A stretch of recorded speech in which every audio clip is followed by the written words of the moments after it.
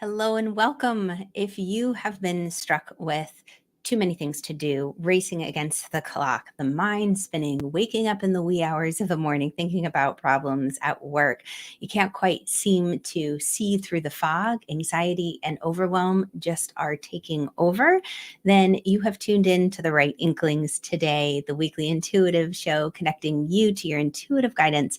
I'm excited to share these techniques with you. These are time-tested techniques that I love to share with my clients. I definitely use them myself because I'm right in there in the mix of things just like you. And part of the reason I love sharing these practices and guiding others on them is because I experience them firsthand. And I feel like right now, things are just ramping up. There's a lot of stresses and worries on people. And these techniques can help because when we get into a place of extreme exhaustion, fatigue, anxiety, worry, often that's the time that people want to give up. They say, "Oh, I just can't do this. I don't have it in me." If you ever feel like giving up, that's a sign that you're tired and take a moment to rest. If we haven't met yet, my name is Irena Miller. I'm an energy alchemist and spiritual life guide, and it is my joy to connect empathic, curious seekers like yourself to the sacred tools and practices that enable you to soar. Hello, Julie. Oh, I'm so glad you so needed this today. It's in the air. So these are the techniques I've been using because I've definitely gotten caught up in this. And it's funny, I'm putting together this special little bundle of sacred practices, and I'm going to be sharing with those on my email list. So if you're not on my email list, make sure you click the link around this video to get a free gift and join my email list. That way you can get this special offer too that I'll be sharing with my email list.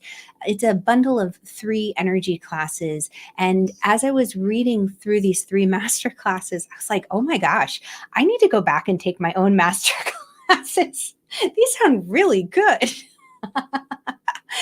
I tell you, I do teach these practices because I need them so desperately. And many of my clients, I see how it benefits them as well.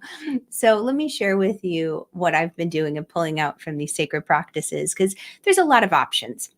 And my joy is creating unique, distinct energy recipes to help you in this moment. One of the biggest things that I see right now that's going to be super helpful for many people is breathe. Nice, deep breaths. Most people are only breathing into the upper portion of their lung throughout the day. And when you only breathe into the upper portion of your lung, what happens is you are telling your nervous system, the little cilia up there, that you are in a fight or flight situation, that you are in a race for your life. Whereas when you get the deep belly breathing happening, you trigger the nervous system and send a message that, yes, things are stressful, but I'm not in fear of losing my life, which is a good thing. And most stresses in modern day life, we're not running like cave people from the dinosaurs. Well, I guess the dinosaurs. All right, that's a conversation for another time, right? Who watched Land of the Lost? Did you guys ever watch that show? That's what I was thinking. That was such a scary show to me as a kid, and running from the dinosaurs or the slee stack in that case. Holy cannoli. But we're not running from the tigers and the bears, oh my, but we are just dealing with modern day stresses that feel life threatening, like the world is caving in on us. So if you can take a moment to do deep belly breaths, and how do you do that? Well, ground first. It's nice to go outside if you can. But just imagine roots growing from your feet down into the earth, like the trees outside, and anchor yourself. And you can place your one hand on the chest, one hand on the ribs, old school yoga style, and you take in a few deep breaths.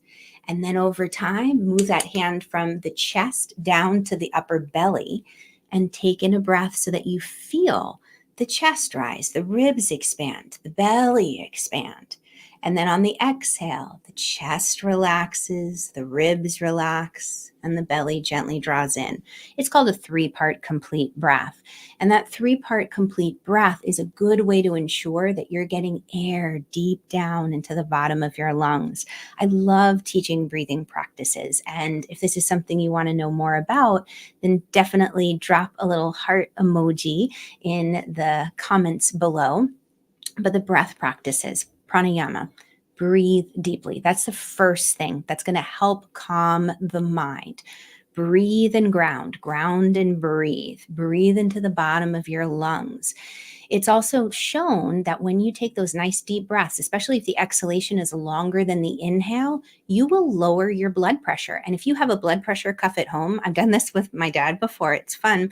You can see the blood pressure lower. It is phenomenally exciting to know, wow, I can affect my physiology that quickly, my high anxiety with a couple deep breaths. Yes. You can also put yourself back to sleep at night. You wake up at 3 in the morning rather than getting on the phone, taking a few deep breaths, make the exhalation a little longer than the inhale. So if you inhale to a count of 4, exhale to a count of 5. It's going to calm the mind. And Julia said, oh, wow, I was doing Yahweh breathing in the meditation this morning. Fantastic. And there's so many ways to breathe. That's why I was saying 3-part complete breath is great. If you want to do the breath with a mantra like hum, sa, again, these are sacred practices that I love to bring to my students and clients. And, hang out with me more. I will share all of the things with you. I don't want to overwhelm today. So 3-part complete breath. You can even say, I am. Inhale with the I, exhale with the am. I am. That leads into the second B of this, which is believe. Because when we are under stress, we go into worry and fear. And when we go into worry and fear, we're lowering our vibration, and it makes it very challenging for guidance from our angels to come through. So if we can shift our energetic frequency, our level, and that just means let's get out of fear and anxiety and worry, because when we're in that space, we make really silly choices, choices that we look back on and we regret. And we're like, why did I do that? Well, that was a choice based out of fear or out of frustration or maybe even out of anger. We want to make sure that the choices we are making come from our heart. And when I say from our heart, yes, our heart and our head are connected. There's a technique I use to help people with that. But we want to make sure it's not just all mental, that it's not all emotional. It's unified, but we are making it from our heart space. So when you go into that believe space, you can use affirmations. That can be helpful in the moment just to give the mind something to anchor onto. Does that shift the energy completely? Well, it's a beginning. It's a first step. So affirmation that I love when I go into stress and worry is one from Louise Hay, and it goes like this: all is well. Everything is working out for my highest good.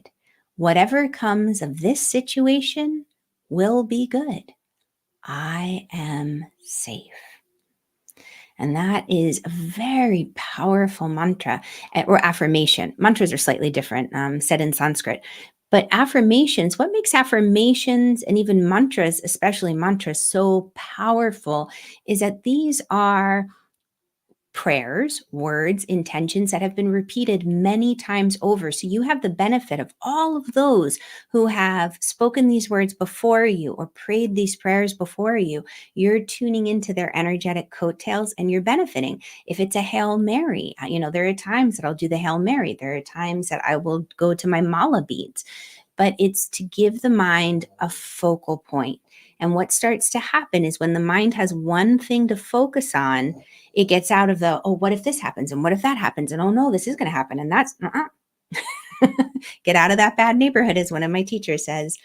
Breathe and ground and breathe.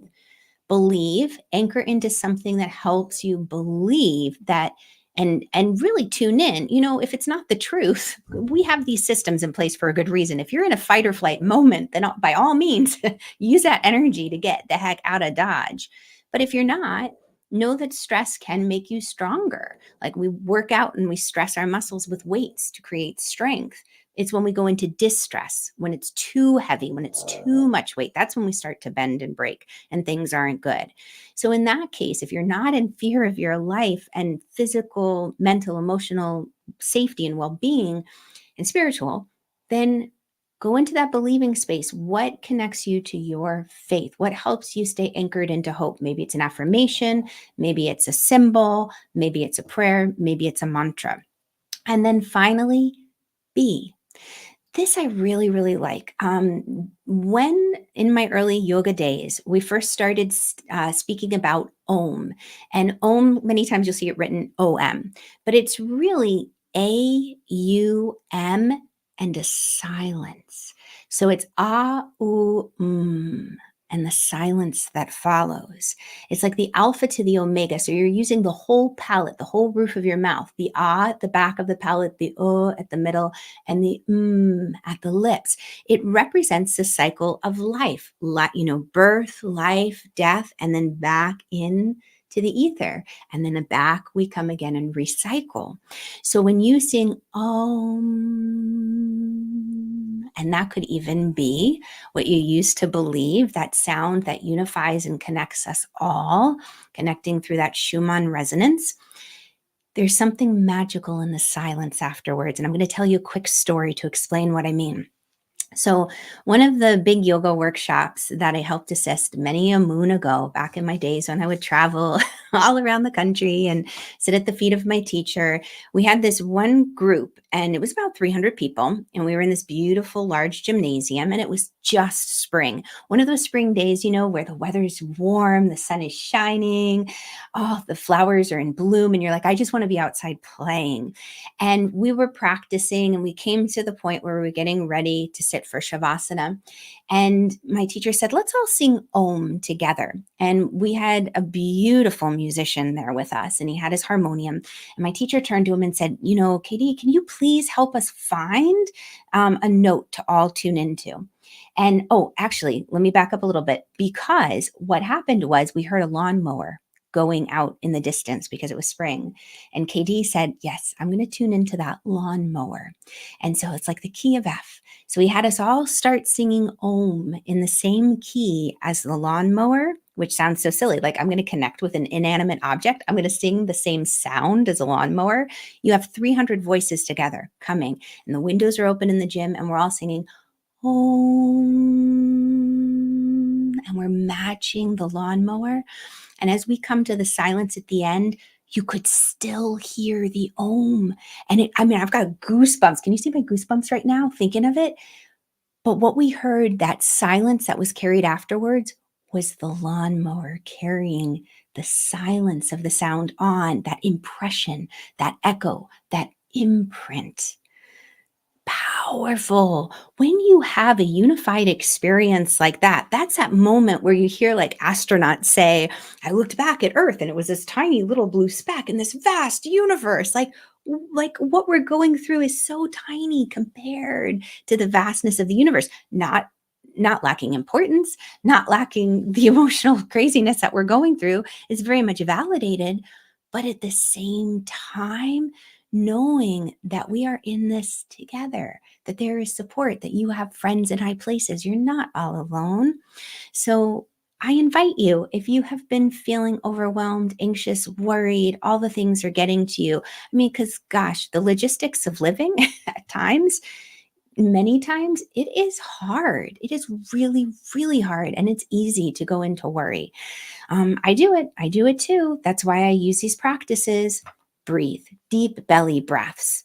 Believe, anchor into something that connects you to hope, affirmation, symbol, mantra, and allow yourself to just be in that silence of afterwards, that silence where you feel the imprint, that it's like a runner's high, where you can just simply benefit from the work that you just did with the breathing and the believing, because it's there in the being that the guidance and the insight can come through, that you can hear it.